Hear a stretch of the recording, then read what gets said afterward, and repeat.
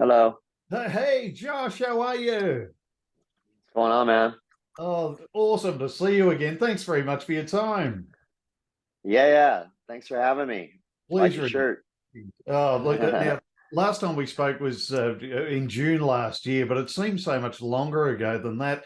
Probably because we've missed Buckcherry in Australia and New Zealand so much. Hell, last time I saw you in person was 2019. Does it seem like forever since you've been here?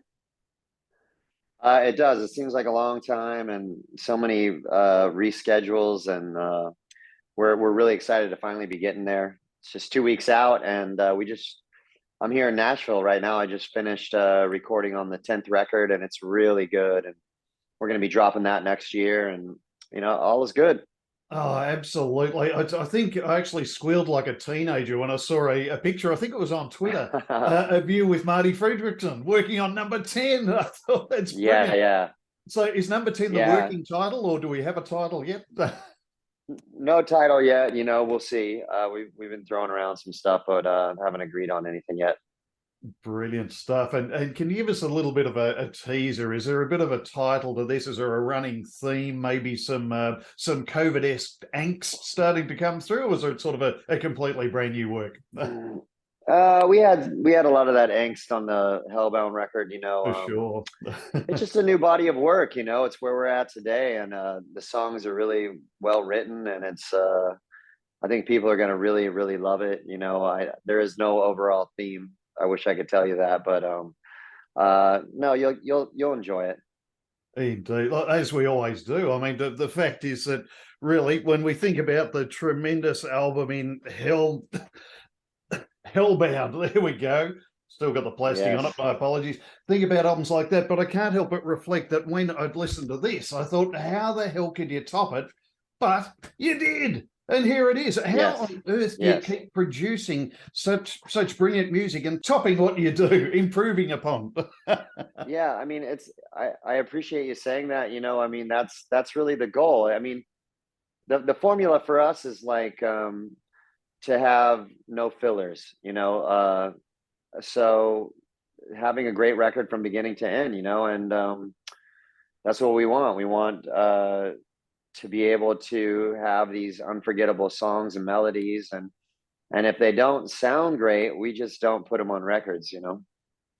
Absolutely. And you've remarked to me before that you do have a bit of a competitive streak, and I can't help but just, pick up a few more. Like the Year of the Tiger, just such a killer Yes, recording. But I mean, uh, thanks. so, right back to the Buckcherry album, the fact is that you seem to have this competitive edge, but with yourself to a degree. Do you find yourself constantly challenging from album to album in a personal way? Absolutely. I really put a lot into my craft, so I expect a lot out of myself, and I'm still learning a lot, about songs and about my voice and about my vocal range and everything. So I just want to always remain teachable. That's what's so exciting. I love building something from nothing, and that's what a record is. It's like a little house that you build, and then seeing how complete strangers react to your songs is really the icing on the cake. When you see somebody being touched in such a way by one particular song or whatever, how it got, or a particular record and how it got them through a tough time in their life, or maybe the greatest time in their life. It's like that's what you dream about as an artist. Now, what's that feeling like, Josh, when you put so much into an album and into individual tracks along the way, but to see them, I guess, reborn to a certain degree live on stage, when you see that crowd reaction, there must be a hell of a sense of pride that goes along with the celebration of a track. There is, and I just feel like I'm just like passing the baton. It's like because when I was a kid, and I would go to the record store, I remember I would go straight from the record store and go home and listen to the record from beginning to end and read the lyrics.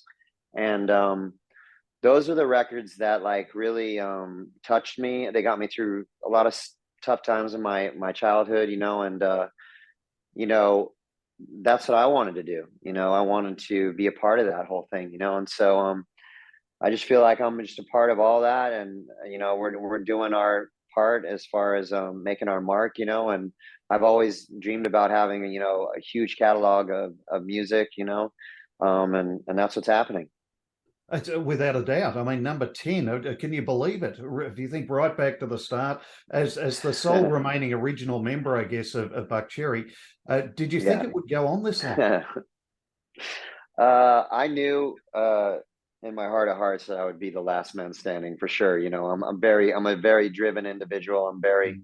passionate about this band and this music, and and I like to work, and I wear people out sometimes. Yeah, it's hard to keep a band together. Did I think this was going to be how it all played out? No. I thought I would be in, we'd have the same lineup till we died, but it's just not the way it happened for us. And some bands have that type of career, but not us. And it's every time we've had a new lineup in this band, it's always elevated the game and gotten us to a new level, and that I'm really grateful for. And this lineup has been a long time. I've been with Stevie a long, long time, Yeah. and Kelly's been in the band a long time now, and so is Francis and Billy. Now he's already over the 2 year mark. So yeah, it's going good. Absolutely. And he brought such a brilliant edge to Hellbound as well. It really did fantastically. But going back a step here, I have to remark that not all bands have such creative genius at the helm either. So it is such a brilliant thing to be able to see and reflect upon how people feel about your music. One day I'll sit down with you and we'll talk about how Year of the Tiger affected my family, and it'll bring a tear to the eye, but it'll be All all good. right, So we thank you for that. love that record. Oh, indeed. But look, excuse me, sorry, Josh. It's okay. While we're talking about the band members, Kelly, how is he doing? I mean, what cojones to tell Cancer, get the fuck out of here. How's he rocking? He's a very strong individual, and he has good genetics to get through to be in remission as long as he has from what he was dealing with. I mean, he's a warrior. He got off the road and went right into chemo when that happened. It's been years now, but he's doing good. I mean, every year he goes back home and he gets checked again, and he's got a clean bill of health. Knock on wood. Absolutely. Yeah, indeed. Knock on wood that it stays that way for him. And that's brilliant news. I have to say, Josh, I can't help but see Kelly's face on wall paint. You're absolutely right. What a warrior. Yes, yeah, he's a lot of fun too. I'm an Aries. That's my sign. And Kelly is an Aries, and we get along really well. So yeah, I love Kelly. Absolutely. And look, thanks to Danny and Silverback Touring, we'll see you back again very soon, which is brilliant. But you've not long Yeah, finished week 2 of the Kiss Cruise with so many awesome acts like our beloved Calico and Chuck from Beasto Blanco and Zach and the Black yeah, Label yeah, Society, Bruce Cooley, Bass was there, Michael and yeah. Striper, Vixen, and our very own Aussie homegrown Sisters doll. How was that cruise? Man, it was a lot of fun, I have to tell you, and it felt like we were, internationally touring, because there were so many people from out of the United States on that boat, so it was really, oops, that aspect was like really neat, and on my days off, I would go on the upper deck and play basketball, and I played basketball with some Brazilian dudes, and just a lot of people were up there, and it was a lot of fun doing that. And when you're on a boat for that long, everybody just becomes, you're just friendly because you see each other every day, in passing, and not even the musicians, just the people on the boat. And so I think that's what's so cool about those type of cruises, and that's why people really enjoy them. Oh, absolutely, indeed. And of course, but naming bands is my rather clumsy segue into the fact that you're going to be on this trip touring with the GOAT himself and the Duke, Billy, PJ, and Grant from Fozzy. What a trip this will be.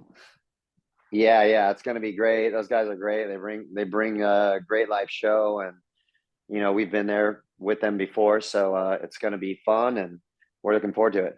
Indeed, and I can't believe it. If this isn't a sold out tour, then I don't know what's wrong with the place. This will be a massive night of music. Some But of of the course, shows are already sold out. But I mean, this will be such a fun tour and massively thrilling. Sorry about the massive segue again. Is there anything particular about Australia that you look forward to seeing when you come back? It's really just the fans, because you guys are really passionate about rock music. It's a different vibe than the States, and so to come all that way and to feel that energy is what is that's what we dreamed about when we were kids. To go to far places and play our music, and reach all these people. And so that part of it alone is great. We don't have a whole lot of time to do fun things without being on stage, so if I do have enough time, I would love to go surfing when I'm there sometime. That would be fun. I surfed a lot as a kid, and always thought about, I've seen a lot of videos and movies of Australian breaks, and always wanted to surf, so but never had enough time. Absolutely, yeah, indeed, and I guess they are very, very fleeting visits here. And if you'd get the chance, you certainly would. Fairly close to Melbourne, to places like Torquay, it'd be absolutely brilliant.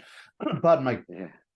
We've remarked upon before your competitive spirit and the way you keep lifting the bar with your music, and the likes of things like Spray Gun War just spring to mind. Right back to Slamhound, even as you're keeping on challenging yourself as far as music is concerned. But you Yeah. seem to give Buckcherry that extra edge, that extra push with each release and every recording. But you've seemed to have struck upon a brand, a particular sound that's entirely Buckcherry and all your own. Is that something you'll sort of guard jealously with Buckcherry? I think a lot of that has to do with just the way, my voice sounds. It's definitely, I don't sound like anybody else, and that's, uh, that can be great. That can also be a curse, but Yeah.